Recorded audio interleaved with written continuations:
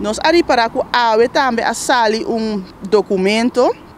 of een anúncio que na best eilanden nan que eigenlijk ja nos companheiros nan na notas leufenos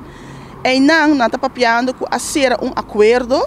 de personeelshandboek é seja o novo onde e docente nan lo recebi subida de salário de 4,2% e é também met terugwerkende kracht voor die 1 september 2021 para o Riba je nata haya tamu eenmalige uitkering de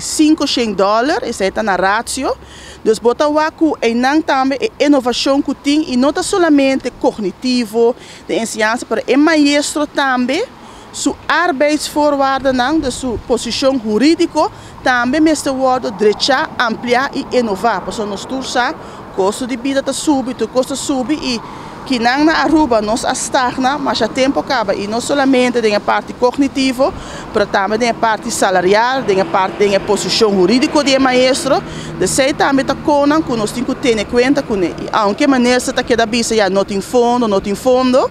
nós aboga aí era bem com data para mostrar Holanda corro que também ter em conta com as finanças, que tem conan com mestre cambio, com mestre inovação. E assim é para hora é por trabalhar junto para bem com ele, porque cada viagem não tem fundo, nós tursaco a hora que acaba tem hope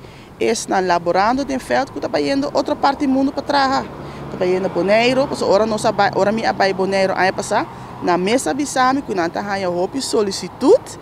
de rena não que está trabalhando na Aruba de ensinança para vai trabalhar aí não.